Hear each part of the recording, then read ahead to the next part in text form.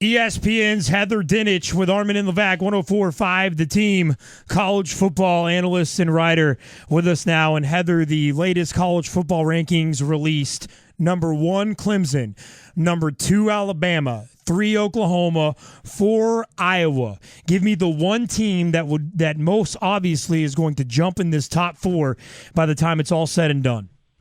I'm going to go with Michigan State. I really like the way the Spartans looked against Penn State. They have a terrific resume right now. When you look at their resume, it could be better than Iowa. It could be better than Alabama. They have 3 wins against the teams currently ranked in the selection committee's top 25, Oregon, at Michigan, at Ohio State. If they beat an undefeated Iowa, they're a lock for number 4, and I do think that there's a better team right now. So when you look at the potential chaos of Clemson or Alabama losing, like how crazy does it get? Like you said, Michigan State will get in if everything works the right way for them. But who's the crazy one when we go chaos that could just change everything? Well, the chaos that could change everything most certainly would be Alabama losing, because then the SEC is out, and then that opens up the debate for Ohio State to enter the conversation if Stanford loses. If Stanford beats USC, then I think that they have a great shot, even if North Carolina beats Clemson. I would put Stanford's resume up against North Carolina's in a heartbeat. So I think that in order for real chaos to happen, the first thing that needs to happen is Stanford has to lose, Alabama has to lose, because then you knock out 2 Power 5 conference champions and open the door for the debate between Ohio State and somebody else, Clemson, North Carolina. ESPN's college football insider Heather Dinich with Armen and Levack, 104.5 The Team, at CFB Heather on Twitter. You just mentioned North Carolina. How much should we be keeping an eye on Larry Fedora's crew there? That's going to be a great game. That, the ACC championship game, all these are going to be great games. But the ACC championship game is so interesting to me because right now the committee has North Carolina sitting at number 10.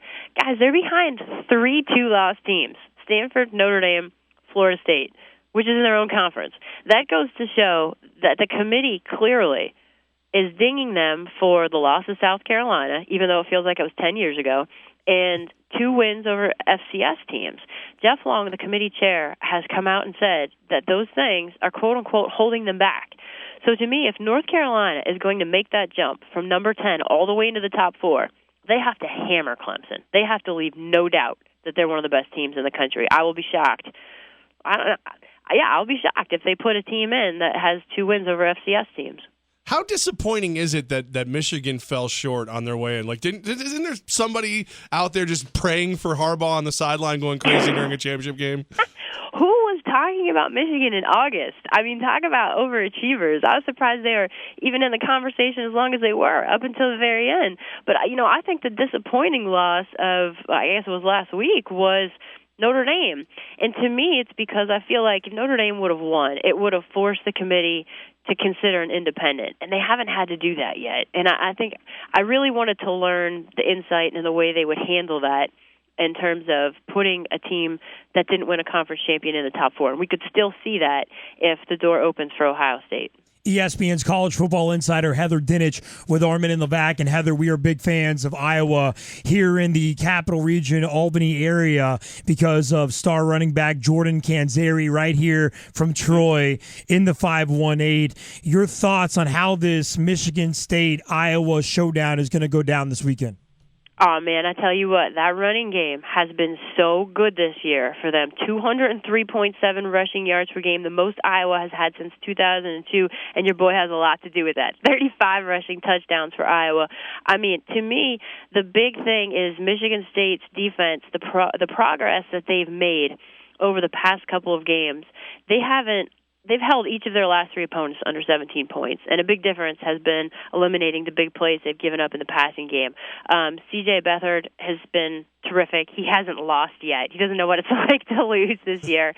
So, and the Iowa defense, they lead the Big Ten with 17 interceptions this season. So Connor Cook, he has to make sure that he doesn't make any mistakes. But, man, they looked so good offensively against Penn State, and I thought just so much of that had to do with Connor Cook's return and their ability to open up the passing game. Heather Dinich with Armen and Levack at CFB Heather on Twitter. All right, Heather, I'm a Big 12 guy. I went to Texas Tech. I'm one of those, because of my background, I always feel like the Big 12 gets hosed. Please tell me there's no chance that Oklahoma gets jumped by Stanford if the Cardinals do well against USC? No chance. Thank you!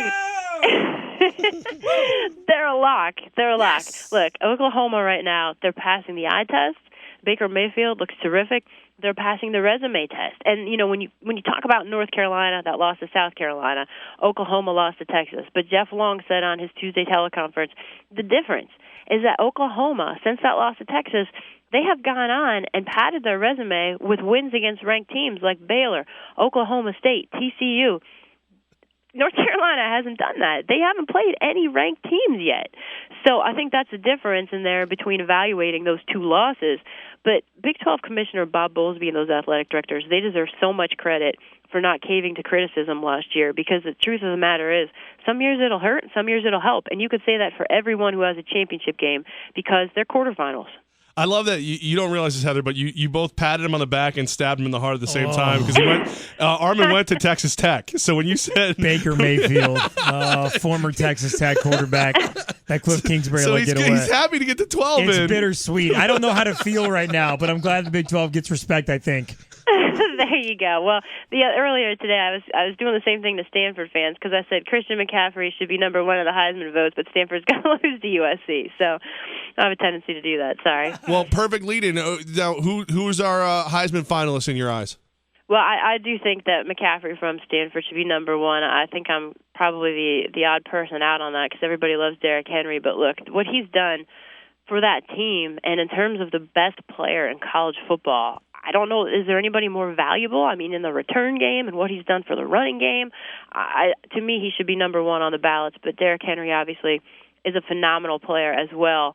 And then number three, I would probably have Deshaun Watson at Clemson, because of what he's done as well, just in terms of being able to take over a game. I mean, Clemson hasn't looked dominant over the past couple of weeks, and I think a lot of that has to do with the defense giving up some more big plays and some turnovers there last week against South Carolina. But Deshaun Watson against South Carolina, NC State, Syracuse, he just comes up and he finds a way to score again and again and just take that team on his shoulders. I think he's a fabulous player. ESPN's Heather Dinich. All right, Heather, I'm going to put you on the spot because I don't know the answer to this. Are you a Heisman voter? I'm not. No, I'm not. Have you ever been or no? I think like me and my mom and my dad are the three people in the world who don't vote for the Heisman Trophy. Well, it's great that you say that, because our producer Gaz just got accepted to vote, and this year will be his first vote, and he thinks he doesn't stink, man. So I love the fact that you just made. I was going to ask you if you had any advice for producer Gaz on his first year of turning in his Heisman, maybe calling your mom and dad. I don't know. That's hilarious. That's so funny. Nope, I am not a voter. Nope. He's sulking. Thanks, Heather. His one claim to fame, and you just stomped all over it. I love you. Will you call every day, please? You're great. We've had you on multiple times, and we always love your scoop, Heather. Join us anytime. At CFB Heather on Twitter, ESPN's College Football Insider, Heather Dinich. Thanks so much, Heather. You bet, guys. Thank you. Talk to you soon. There she goes, Heather Dinich. She's awesome. She is great, man. We've had her on multiple times. She's very good. She's just, I got to tell you, it's just, she is the one person, I will tell you this, that knowledge is attractive. Like when she starts talking, I'm just like, tell me more about football. No, I turn into like the roles reverse, because she knows more about college football than anybody I know. Hey, guys, how do you feel about her saying that everyone has a Heisman vote except her dog and her grandma? She's so jealous. Listen, she's so jelly, man. That's what she is. I don't think so. Oh, she's jealous. I don't think she's ready for any jelly. She's so jealous. No. Oh, my goodness, guys. That was so fun. You should have seen his demeanor in his little box. Did he turtle? Did he full turtle? Yeah. Well, he went from like, our producer God says a high. He's like, brr, and then she goes, oh well, me except me and my mom, and he goes, back in the shell. Oh, dude, back in the shell. I so meant to give him a compliment, and it just backhanded all over his God's face. Oh man, she took a good shot at everybody but me. I love that. She's welcome anytime.